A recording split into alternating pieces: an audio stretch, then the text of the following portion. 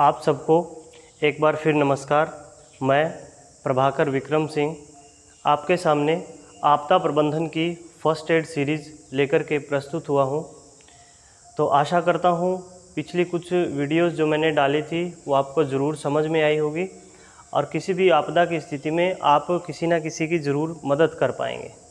तो आज हम बात करते हैं बेसिक फ़र्स्ट एड के बारे में। बेसिक फ़र्स्ट एड का आशय ये है, साधारण रूप से आप समझेंगे तो, कि अगर आपको कुछ भी नहीं पता, कोई हादसा हुआ, कोई डिज़ास्टर हुआ, जिस टाइम मैं ये वीडियो रिकॉर्ड कर रहा हूँ उस टाइम भी कोई ना कोई हादसा दुनिया में किसी भी हिस्से में घटित हो रहा होगा।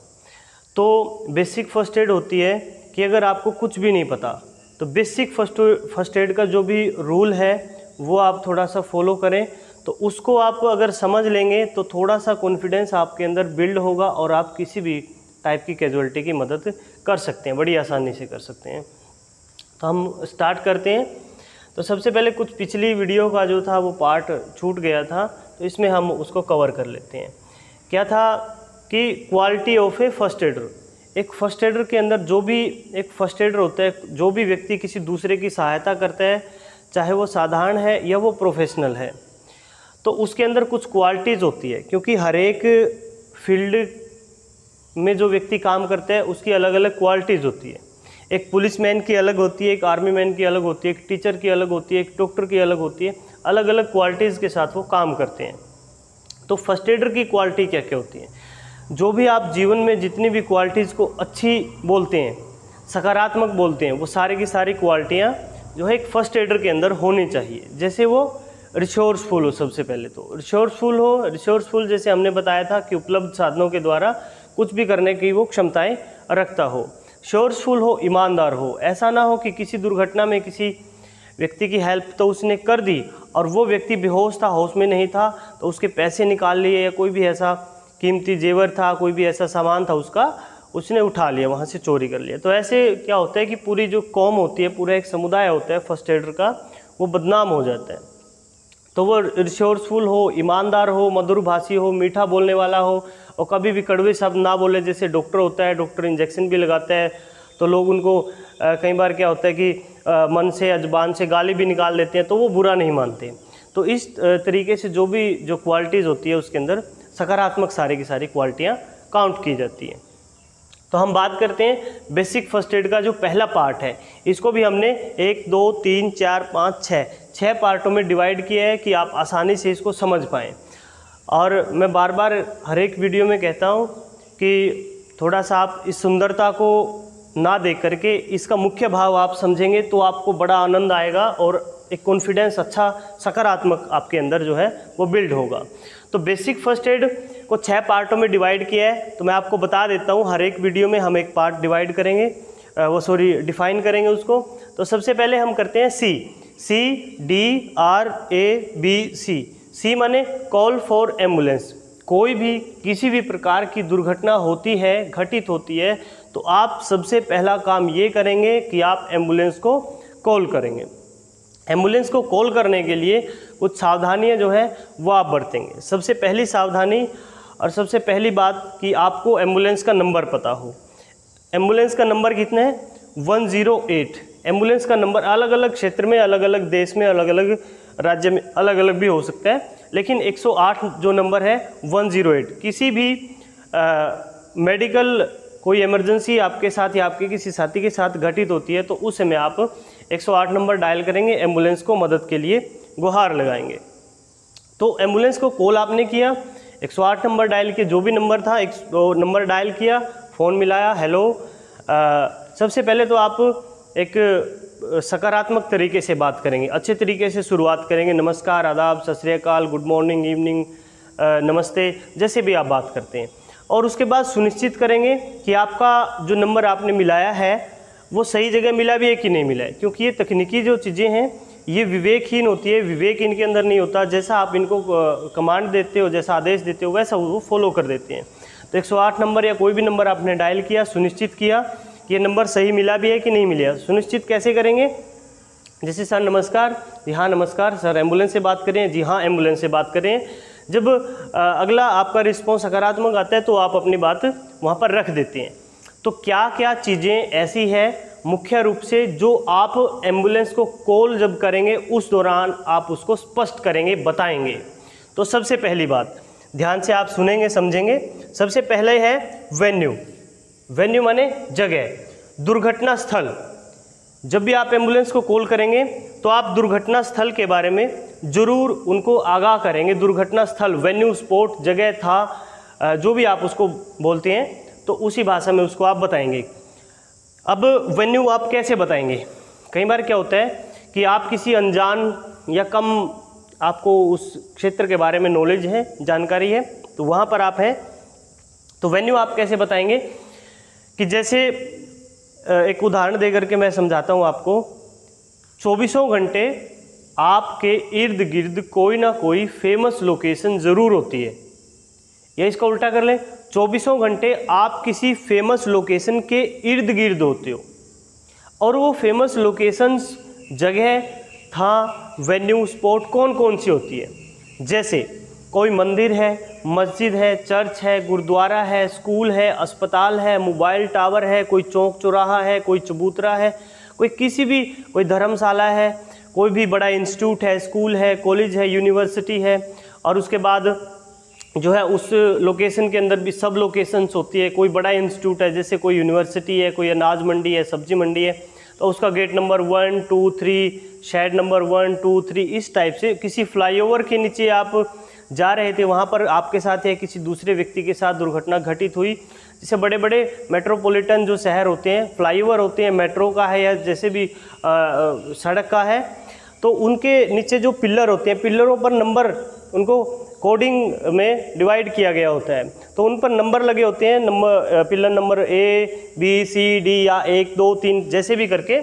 तो इस तरीके से तो आप बताएंगे जगह के बारे में कि सर मैं फ़लाँ जगह पर मैं खड़ा हूँ, अनाज मंडी के गेट नंबर 1 पर, 2 पर, और उस तरीके से आप जो है जगह बताएंगे। क्योंकि जो एम्बुलेंस आपके पास आएगी वो सही समय पर तभी पहुंचेगी आपके पास जब आप एक सटीक जगह के बारे में आप बता देंगे, लोकेशन के बारे में बता देंगे। नहीं तो वो जब वो आएगा एम्बुलेंस लेकर के, एम्बुलेंस का ड्राइवर, तो वो बार बार गाड़ी रोक करके पूछेगा, एम्बुलेंस रोक करके, भाई मेरे को वहाँ जाना था, वहाँ जाना था। तो जिस व्यक्ति से वो पूछता है उसकी अलग अलग, हर एक व्यक्ति की अलग अलग विचारधारा होती है। कोई शॉर्ट रास्ता बता देता है कि ये रास्ता जो है वो बड़ा आसानी से, मतलब जो है आप नज़दीकी रास्ता जो तय करके पहुँच सकते हो सकता है वो रास्ता ख़राब हो, कोई दूसरा लंबा लॉन्ग रूट से बताएगा, कोई किसी भी तरीके से उनको बताएगा। तो कोशिश करें आप वो वेन्यू उसको बताएं, और उसके बाद उसका रास्ता भी अगर आपको पता हो, जो मतलब सुविधा भरा रास्ता होता है, वो भी आप बताएंगे। उसके बाद बारी आती है नंबर ऑफ़ कैजुअल्टीज़ की। तो हम गलती मुख्य रूप से क्या करते हैं, कोई हादसा हुआ, हादसा होने के बाद आपने एम्बुलेंस को कॉल किया, सही तरीके से एम्बुलेंस को सूचना दी और जगह के बारे में बता दिया। जैसे ही एम्बुलेंस आपके पास प्रस्तुत हुई तो एम्बुलेंस का जो ड्राइवर था उसने देखा, या उसके साथ जो भी असिस्टेंट था या कोई भी था, तो उन्होंने देखा कि यहाँ पर तो कैजुअल्टियाँ जो है वो 5 है, 6 है, 7 है, 10 है, 4 है, कितनी भी कैजुअल्टी हैं, मतलब कैजुअल्टियों की संख्या इतनी है कि वो एक एम्बुलेंस में उनको ट्रांसपोर्ट आसानी से नहीं कर सकते हैं। तो कोशिश ये करें, समझ पाए होंगे आप जो मैं बताना चाह रहा हूँ कि नंबर ऑफ़ कैजुअल्टी भी आप बता दें कि कैजुअल्टियों की संख्या कितनी है, पहले ही आप बता दें तो उसी के हिसाब से उन कैजुअल्टियों को ट्रांसपोर्ट करने का बंदोबस्त किया जाएगा। कई बार ऐसा नहीं कर पाते, लोग घबरा जाते हैं, पैनिक हो जाते हैं, और नंबर ऑफ़ कैजुअल्टी आप ज़रूर बताएं, क्योंकि ऐसा हो सकता है कि सारी की सारी जो कैजुअल्टियाँ हैं वो ज़्यादा सीरियस हो, कोई उसमें गर्भवती कोई जनानी है, कोई बच्चा है, नवजात बच्चा है, बुजुर्ग है, कोई किसी भी तरीके का कोई पहले से कोई पेशेंट है, तो इस तरीके से आप बता सकते हैं। उसके बाद है सिचुएशन ऑफ कैजुअल्टी।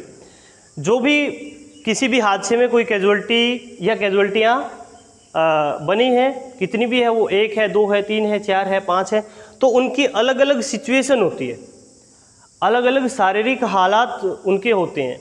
तो वो हालात भी आप कोशिश करें उनको जल्द से जल्द संक्षेप में बता दें कि एक कैजुअल्टी ऐसी है जिसकी सर टांग कट गई है, एक कैजुअल्टी ऐसी है वो महिला है, वो गर्भवती महिला है, और एक नवजात बच्चा है जो सांस नहीं ले पा रहा, एक बुजुर्ग है उसकी टांग टूट गई है।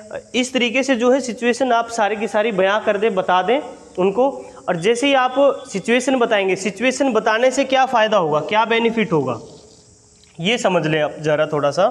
सिचुएशन अगर आप बता देंगे, सिचुएशन बताने से ये बेनिफिट होता है कि जो सिचुएशन आप बताते हैं तो सिचुएशन के अकॉर्डिंग ही कई बार आपको एम्बुलेंस की सुविधा मुहैया करवाई जाती है। अब ये सुविधा कौन कौन सी होती है? देखिए, अगर साधारण कैजुअल्टी है, कोई ज़्यादा उसको पीड़ा नहीं है, कोई ज़्यादा नुकसान नहीं है, तो क्या होता है, सिंपल एम्बुलेंस आती है। सिंपल एम्बुलेंस माने एक ऐसी एम्बुलेंस जो केवल किसी कैजुअल्टी को एक जगह से दूसरी जगह ट्रांसपोर्ट करती है, इसके सिवा कोई काम नहीं करती। उसमें सिर्फ उसका चालक होता है, ड्राइवर होता है, ड्राइवर से अलग कोई भी असिस्टेंट या कोई भी उसको कैजुअल्टी को हेल्प करने के लिए कोई भी बंदा मौजूद उसके अंदर नहीं होता। ये सिंपल एम्बुलेंस है, नंबर 1। दूसरा है basic life support, BLS, basic life support. Basic life support ambulance कैसी होती है? जिसमें जैसा कि नाम से ही पता लग रहा है, बेसिक सी चीज़ें होती है, मूलभूत जो आवश्यकता होती है किसी भी कैजुअल्टी के लिए वो उसके अंदर मौजूद होती है, और उस एम्बुलेंस में ड्राइवर से अलग कोई भी असिस्टेंट या मेडिकल पैरामेडिकल स्टाफ का कोई नुमाइंदा उसके अंदर मौजूद होता है। तो BLS, basic life support ambulance की लाइफ को बेसिक रूप से, मूलभूत रूप से जो सुविधाएं दी जा सकती है वो होती है। जैसे कैजुअल्टी की टांग टूट गई है तो सपोर्ट करने के लिए उसके अंदर स्प्लिंट होगा, घाव हो गया, खून निकल रहा है, ब्लीडिंग रोकने के लिए उसके अंदर पट्टियाँ या बैंडेज या ड्रेसिंग होगी। उसके अलावा अगर और सिचुएशन ज़्यादा बिगड़ जाती है तो होती है ALS, advance life support ambulance. जैसे इसके भी नाम से पता लग रहा है एडवांस, एडवांस माने उसमें बेसिक लाइफ सपोर्ट से कुछ अतिरिक्त सुविधाएं होती है, advance life support ambulance. Advance life support ambulance क्या होती है? उसमें 2 चीज़ें कॉमन होती है, जैसे कि एम्बुलेंस होती है वो, और दूसरा क्या होता है, उसमें चालक होता है, ड्राइवर होता है उसका, और ड्राइवर से अलग कोई उसका असिस्टेंट या मेडिकल पैरामेडिकल स्टाफ को कोई नुमाइंदा उसके अंदर मौजूद होता है। और एडवांस लाइफ सपोर्ट में क्या होता है कि काफ़ी सारी एम्बुलेंस में आपने देखा होगा कि काफ़ी सारे शरीर को मेजरमेंट करने के लिए काफ़ी सारे उसके अंदर इक्विपमेंट मौजूद होते हैं। ऑक्सीजन सिलेंडर उसके अंदर लगा होता है, सूक्ष्म वेंटिलेटर का सिस्टम उसके अंदर इक्विप्ड होता है। और उसके अलावा आपने देखा होगा कि जैसे CPR देते हैं, कोई बंदा बम विस्फोट में या कोई ऐसी स्थिति बन गई है, उसके हार्ट और फेफड़े जो थे उन्होंने काम करना बंद कर दिया, तो CPR उसको दिया जा सकता है। ऐसी एम्बुलेंस की मैं बात कर रहा हूँ। तो ये 3 तरीके की एम्बुलेंस जो थी, ये सिंपल एम्बुलेंस और ये BLS, ALS। उसके अलावा क्या होता है, एयर एम्बुलेंस होती है, बस एम्बुलेंस होती है, ट्रेन एम्बुलेंस होती है, बाइक एम्बुलेंस होती है और बोट एम्बुलेंस होती है। तो अलग अलग कैजुअल्टी के लिए अलग अलग टाइप की एम्बुलेंस आपको मुहैया करवा दी जाती है अगर आप ऐसी सोसाइटी में जो है वो कंडक्ट करते हैं। लेकिन हमारी ही कमी होती है, कई बार हम नहीं बता पाते, तो हमें ये सुविधाएं कैसे मिलेगी? जब हम बताएंगे नहीं तो सुविधाएं आपको कैसे मिलेगी? जैसा ये ALS तक आपने समझ लिया, ट्रेन एम्बुलेंस है या बस एम्बुलेंस है। जैसे मास कैजुअल्टियाँ होती है, जैसा हमारा किसी दूसरे देश के साथ युद्ध हो जाता है तो काफ़ी सारी कैजुअल्टियाँ होती है, उस युद्ध में काफ़ी सारे सिविलियंस और मिलिट्री पर्सन इंजर्ड होते हैं, उनको देश से बाहर या देश के अंदर किसी भी स्थान पर, सुरक्षित स्थान पर बेहतर चिकित्सा सुविधा के लिए ट्रांसपोर्ट करना, मूव करना काफ़ी मशक्क़त भरा हो सकता है एक इंडिविजुअल एम्बुलेंस से। तो इसीलिए सामूहिक एम्बुलेंस से उसको ट्रेन एम्बुलेंस या बस एम्बुलेंस से उनको जो है ट्रांसपोर्ट किया जाता है। एयर एम्बुलेंस जो है कि हवाई जहाज़ से या हेलीकॉप्टर से किसी कैजुअल्टी की मदद की जाती है, उनका रेस्क्यू किया जाता है, उनको फर्स्ट एड या उनका इलाज किया जाता है। जहाँ पर कोई रास्ता नहीं है, सड़क मार्ग है, रेल मार्ग है, सारे बाधित हो जाते हैं, कोलैप्स हो जाते हैं, उस समय एयर एम्बुलेंस काम करती है। उसके अलावा बोट एम्बुलेंस है। बोट एम्बुलेंस क्या होती है, जैसे किश्ती से जो है वो मेडिकल या पैरामेडिकल सुविधाएँ कैजुअल्टियों को दी जाती है। जिस एरिया में फ्लड आ जाता है, बादल फट गया, कोई डैम टूट गया, नदी या नहर या बारिश की वजह से जो है फ्लड आ गया, तो वहाँ पर कोई रास्ता नहीं है, कोलैप्स हो गया और अभी भी मौसम ख़राब है, बारिश अभी भी है, तो मौसम अभी भी जो है वो शांत नहीं है, तो बाय एयर भी जो हेल्प जो है नहीं पहुँच पाती कई बार कैजुअल्टियों के पास। तो बोट एम्बुलेंस से ऐसा किया जा सकता है। बाइक एम्बुलेंस है तो जो जैसे एक कैजुअल्टी को बड़े संकरे रास्ते से, भीड़े रास्ते से एक जगह से दूसरी जगह मूव करना हो तो बाइक एम्बुलेंस काम करती है। तो आपने देखा है थोड़ा बेसिक फर्स्ट एड का जो पहला पार्ट था तो उसके बारे में मैंने जानकारी आपको दी, तो कोशिश मैंने की कि आपको संक्षेप में सारी सही और सटीक जानकारी मिले। जिससे आपका कॉन्फिडेंस जो है अच्छी तरीके से सकारात्मक रूप से बिल्ड हो। तो आप सभी लोगों का थैंक यू वेरी मच। आप लोगों ने इस चैनल को देखा तो मैं आशा करता हूँ आपको ज़रूर समझ में आया होगा, और आपसे एक रिक्वेस्ट करता हूँ कि इस चैनल को आप ज़रूर से ज़रूर दूसरे साथियों के साथ शेयर करें। Thank you very much.